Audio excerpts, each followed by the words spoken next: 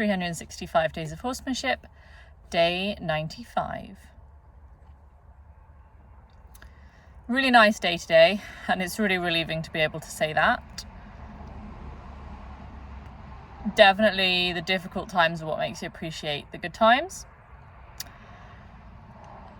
I have been on a sort of personal journey recently of realizing that happiness really does come from the little things in life. I went out for dinner with my partner. We love going out for dinner together. And had some sushi, which is like one of our favorite things. And I was sat there thinking, this is such a treat. But actually, the treat is not as important as the happiness of the daily basis. I've just recently had my partner go away for a couple of weeks, so having him back has been a really nice opportunity to appreciate just him being around and us being together. And definitely I went for this meal and I thought, the key to happiness is to find enjoyment in the things you do every day, and to really find enjoyment in that daily routine and the things that you do with consistency. And I think that's especially powerful for me because I've struggled a lot with being able to repeat, being able to be consistent, being able to do the same thing a number of times. And so I came up today kind of with that in mind. It's really hot today. It's the start of the long week of heat wave. So we'll see how this goes as the week goes on. This weekend coming, it's going to be really hot. So definitely some preparations, making sure all the horses have shade, and everybody is as comfortable and prepared as they can be. So I came up today with this idea in my mind that I would bring Lawrence up to the yard, because I wanted to bring him up, put him in the shade, give him some water, and just wipe him off with a sponge and just cool him down a little bit, like a nice little, like a dip in the pool for him, just in the shade, and just let him, just for half an hour, just cool off. Of course, that means I need to halter him. And so I came to the field with the halter, and he was sleeping like right in the sun, and he was really lethargic, and I offered the halter, and we did a little bit of like offering, taking away, like approach and retreat with the curiosity. But then I pushed it that little bit further and he started to walk away, but he didn't walk away very far. And so I stayed with him and offered it again. And he did allow me to halter him. It wasn't the most perfect haltering ever. And definitely if I was in more of a like get to rather than a got to place with it, then I definitely would have not gone forward and haltered him with that energy. I would have waited a little bit longer. I would have wanted a little bit more curiosity. I might have even said, well, it's okay if I don't halter today, but I think this weather is just such an amazing opportunity to give him a really positive association with the halter. The halter goes on, we go somewhere, something good happens, and we come back. And that's a really positive pattern for him. So I really just wanted to get it on and try the pattern. So I brought him up and I tied him, and he wasn't really interested in the water, which I was surprised about but pleased about, because that obviously means that he's hydrating well enough, because if he's presented with water, he doesn't want it, then I'm sort of assuming that he is, not being so lazy that he's not taking himself for a drink, which is really important in this heat. And and I just sponged him off, and he felt like he was starting to get a little bit anxious. And I sort of just tried to stay with him. And I definitely had it in my mind, this idea again of enjoying the journey, enjoying the daily chores, enjoying the daily routine. And I really wanted to have that energy with him today, where there was nothing was too much for me to slow down for him. And there was nothing that could be too much for him that I wouldn't address, or I wouldn't say, okay, I acknowledge that. And slowing down with him is really powerful. I just, just kind of stayed with him, talked to him, just sponged him just really gently. And then I took the line off to let him graze a little bit while I was making up the feeds, because I also fed him today. And that really helped as well, because once I started with the feeds, I think that was the thing that kind of kept him there, because he's like, oh, something's happening with food, and that like motivator just kind of drew him to stay there. I think in my mind, my end goal would be that I could bring him up and put him in a stable and sponge him off and give him his food inside, and he can, you know, properly cool off in the shade. But I'm really happy, you know, with what happened today.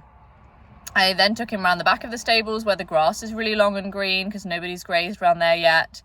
And he had a few bites around there, and he blew out, and that was really nice. And I just felt like, he just felt like, you know, it wasn't so bad. And then while I was waiting for the feeds to soak, I got my book. I'm still reading Basic Training of the Young Horse by Rainer Klimke. And so I got my book and I walked with him while he was grazing. He started grazing on the yard, and I just walked with him, and actually it worked really nicely. And I think the thing about it that's really good for me is that it stops me from being like, you know, right in his face, like checking for every single thing he's doing, because I think actually that ends up being quite predatory.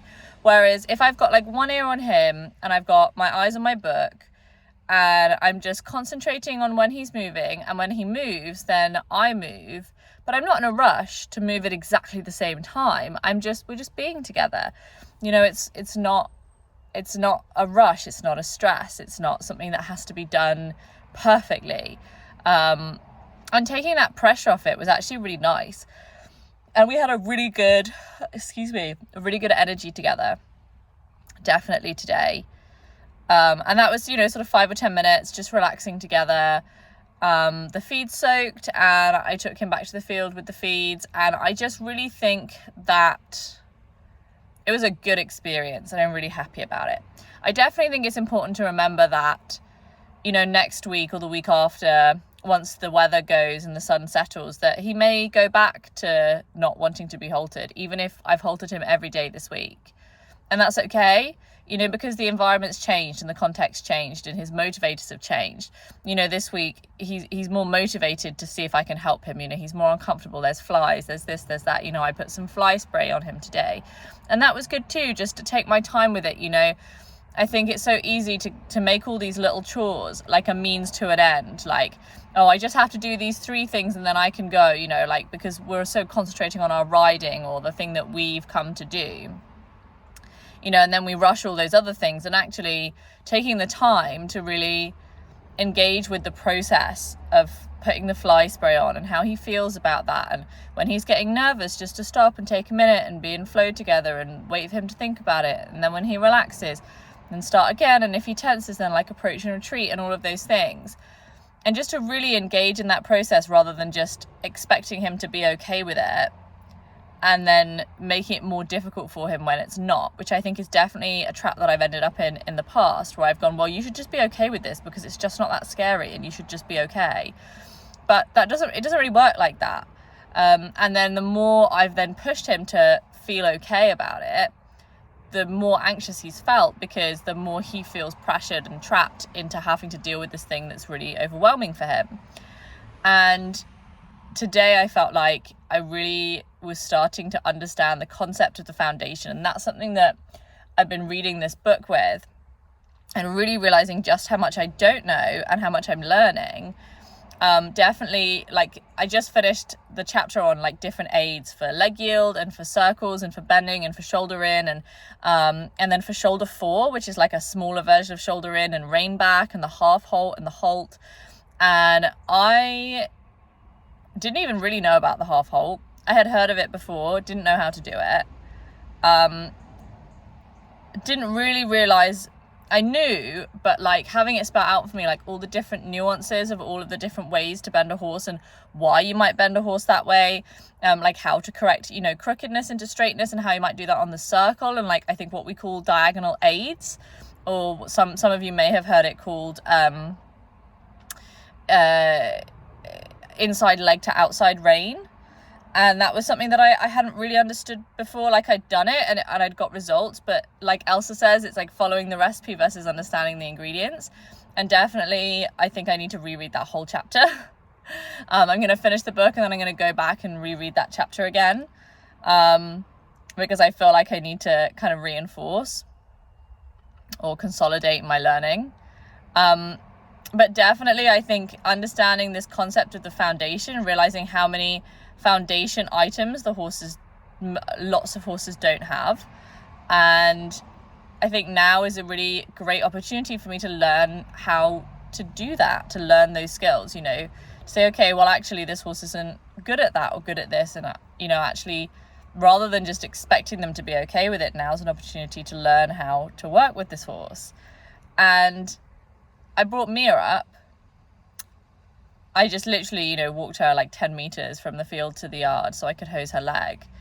And again, that was a situation where it was much more training than when I was doing it. There's a lot more training and a lot less freedom there because she's tied, so she can't leave. And definitely she'd have rather left for sure. And so taking the water off when she was looking towards me and she was engaging, and then putting the water back on when she was going back to the food was really helpful. And over time she relaxed, and when she blew out, that's when I stopped hosing. And come back again tomorrow and I'll do the same thing again, and just hopefully just by engaging, not by just putting it on and just saying, well, you know what, like if I just put it on for long enough, she'll just accept it's okay. It's just not as powerful or as helpful for the relationship or as helpful for the horse long term as actually engaging with the way that they're feeling and inviting them to be a part of the conversation about whatever it is. And definitely again with Mia, I did the fly spray and I wanted to put a little bit on her face. I have it on a sponge and I just wanted to sponge her face a little bit because she had so many flies on her face. And I started, and she was really anxious. She was really nervous. And she was really nervous a few times today. And it was really nice just to feel like she's opening up to me. And I think where before, I think I have to give myself some credit, because I think before she would go from okay to fight very quickly. So there wasn't a lot of time in between. But I think what happens with her is, it's, I feel okay, I feel anxious, I need to fight. And now having her in this place where she's showing me the anxiety and she's like, I feel anxious, and she looks like a normal horse. Because so often she looks like she's, so aggressive, like a fighter. And there's not that often that I'll see her display behaviors that Lawrence display. Lawrence is very anxious, very extrovertly nervous horse. And for the first time today, well, not the first time, but definitely unusually historically for Mia, I saw some of those behaviors where the freeze and the eye and all of these things that I've just not really seen from her before. And it could partially be that I've not seen them because I've not noticed, because I've been so focused on the task that I've not noticed how she's been feeling until something's gone wrong and she's gone into fight. But the problem is, by that point it's too late. So it could be that I've just not noticed before. And I think it may be partially that, but I think it's also to do with the fact that I think she is coming out of her shell, and I think she is slowing down her reactions in response to my reactions slowing down, and the way that I'm dealing with her slowing down and my expectations slowing down. So it was a really good session today, and I'm really happy to say that, because I felt like it was a really good session for me, and a really positive and a really interesting session for me, regardless of the fact that basically all I did was I brought my horses up, I sponged them, I hosed them, I took them back. And during that time, there was so much to work on and so many opportunities to feel like I was doing horsemanship, that I felt engaged and interested. And that's really cool, because that makes me feel like that I can have goals and there are things I can work on. And so I'm happy. I am really happy today. I feel like progress is being made. I feel like I'm learning, and I feel like I'm going in a really good direction.